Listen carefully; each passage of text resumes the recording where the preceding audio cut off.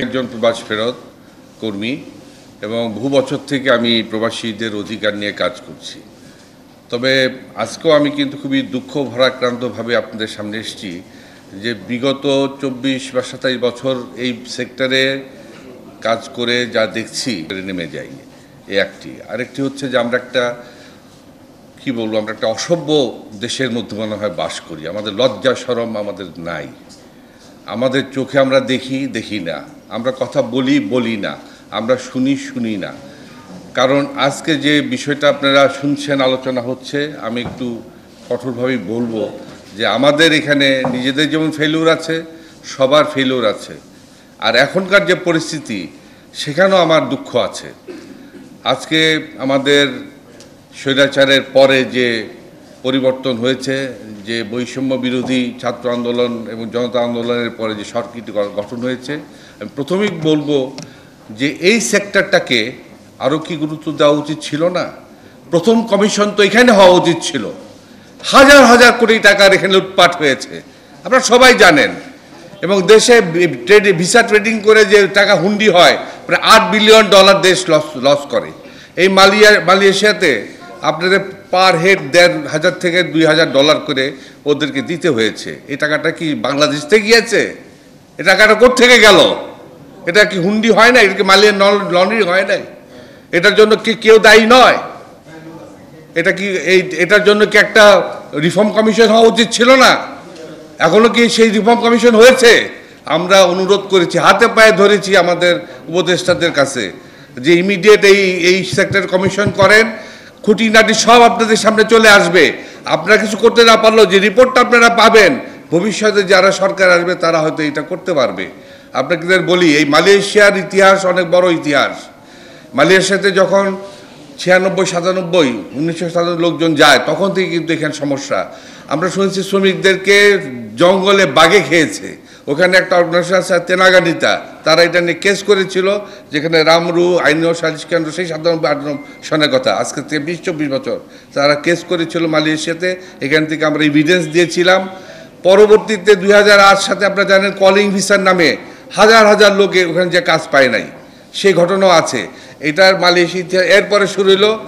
হ্যাঁ, একটা উদাহরণ কিন্তু মধ্যেখানে হয়েছে, আপনারা ভুলে যান নাই, যে একটা G2G হয়েছিল, মাত্র 10,000 লোক গিয়েছে।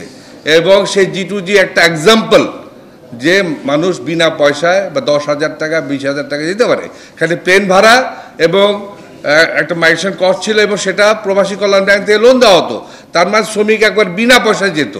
উদাহরণ আছে না? আছে। কিন্তু সেটা কে করবে? তাহলে আমি হাজার হাজার কোটি টাকা চুরি করবো কিভাবে? আমরা তো একটা অসভ্য। আমরা তো কাউকে, আমরা এক কথা এখানে বলবো, আরেক কথা আরেক জায়গায় বলবো। এই বিষয়টা নিয়ে যাইয়ে সংসদে কথা হয়েছে না? চোর হিসাবে গণ্য করা হয়েছে না? তখন কেউ কি এটার প্রতিবাদ করেছে?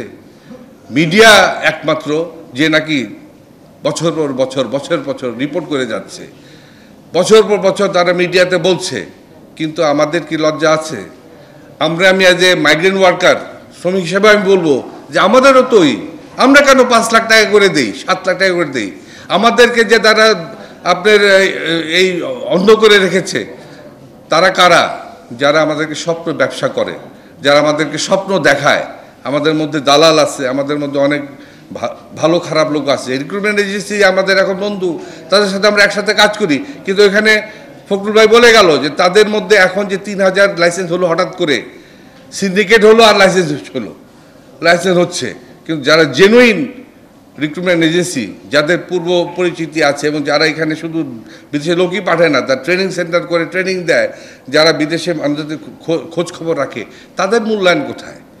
তো সুতরাং আজকে আমি একটা কথাই বলবো যে বর্তমান সরকার কাছে আমাদের একটা বড় চাহিদা যে লস অ্যান্ড ড্যামেজ, ক্ষতি মূল্যায়ন। দেখেন, বাংলাদেশ কিন্তু একটা ক্লাইমেট চেঞ্জের মতো, আপনারা জানেন, আমরা ঝড়ের মুখে পড়ি, আমরা নদী ভাঙ্গনের শিকার হই। গ্রামের লোকদের জিজ্ঞেস করেন, বলবো যে এটা আল্লাহর ইচ্ছা, নদী ভাঙ্গন তো হবেই। কিন্তু এখন সাইন্টিফিক্যালি জানা গেল যে না, এটা ক্লাইমেট চেঞ্জের কারণ হচ্ছে, অন্য কেউ দায়ী, তাই না? কপেও আলোচনা হচ্ছে। কিন্তু আমার যে লস অ্যান্ড ড্যামেজ, সেটাকে আমি কিন্তু নিরূপণ করতে পারি না, বা আমি কম্পেনসেশন যেতে পারি না। সেম ওয়েতে আমাদের যে প্রবাসীরা বিদেশে যাওয়ার জন্য যে লস অ্যান্ড ড্যামেজ হয় একটা মানুষের, তার খবর কতজন রাখে। দুই একটা কেস স্টাডি আমরা দিতে পারবো, 100 দিতে পারবো, 200 দিতে পারবো, 2000 দিতে পারবো, কিন্তু প্রতিটা পরিবারের মধ্যে কান্না আছে। যারা জমি বিক্রি করে, যারা তার ছেলে মেয়েদেরকে রেখে বিদেশ যায়, এবং যারা এখন আমার কথা যদি শুনে বিদেশে, তারাও স্বীকার করবে যে মালয়েশিয়াতে যারা আছে বা যেসব জায়গায় আছে তারা বলবে যে ভাই কথাটা ঠিকই, 7 লাখ টাকা করে খরচ করে আসছি, এখন জানটা আমার শেষ হয়ে যাচ্ছে। আপনারা জানেন যারা ফেরত আসছে তাদেরকে আমরা এখন একটা রেজিস্ট্রেশন আওতা আনছি। হাজার হাজার দুঃখের কথা তাদের কাছে শুনি। তারা বিদেশে যে এই টাকা তোলার জন্য কি না করে, এখানে যারা যায় তারা মনে করে যে ওইখানে একটা স্বপ্নেরই, ওখান থেকে পয়সা খালি পকেটে পুরবে, খালি টাকার অভাব নাই, কিন্তু ওইখানে যে বাস্তবতা তারা দেখতে পারে।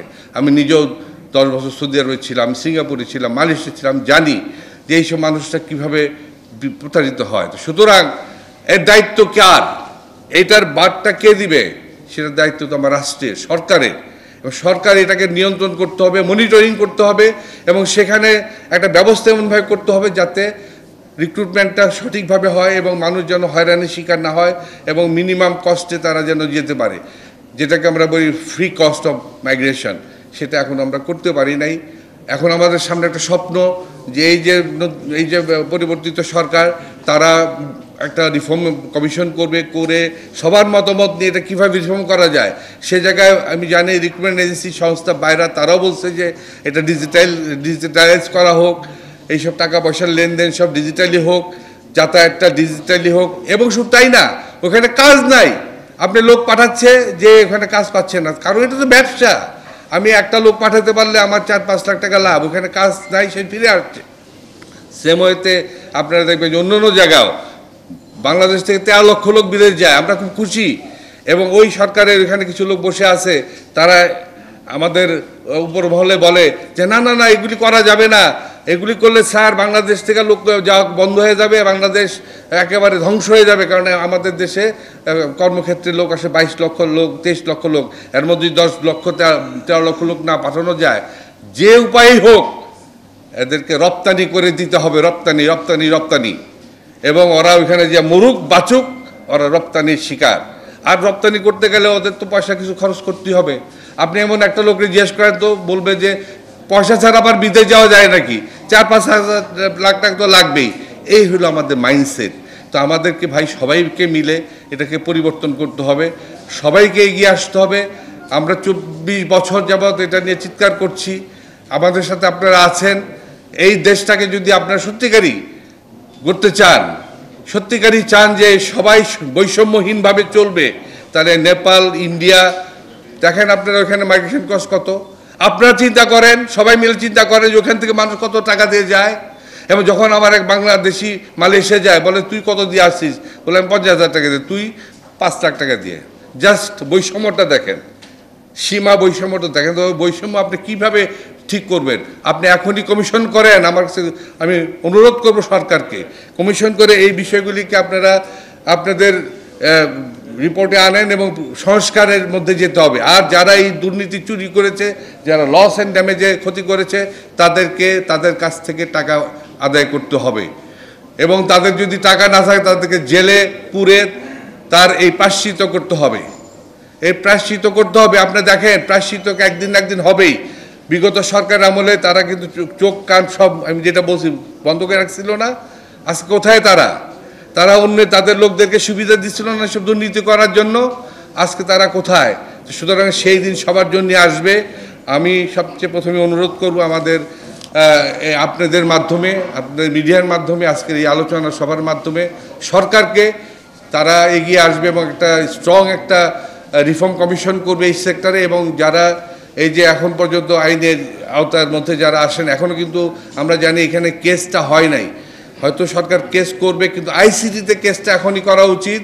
এবং মালয়েশিয়া সরকার বলছে যে বাংলাদেশ যদি কেস করে এদের বিরুদ্ধে, তাহলে তারা তাদেরকে এক্সট্রাডিটও করতে পারে, তাদেরকে আমার দেশে ফেরত আনা যায়। তবে একটা সুখের খবর যে এখন দাতু আমিন শুনলাম যে তার সে গ্রেপ্তার হয়েছে। এরকম অনেক দাতু আমিন কিন্তু এই মাইগ্রেশন সেক্টরে ঘুরে বেড়াচ্ছে। তো সুতরাং আমি চাইব সরকার এই ব্যাপারে কঠোর হবে এবং এই ব্যাপারে যে দুর্নীতি, যে টাকার পয়সা লুটপাট হয়েছে, সেটা অবশ্যই একটা সুব্যবস্থা করবে। সবাইকে ধন্যবাদ।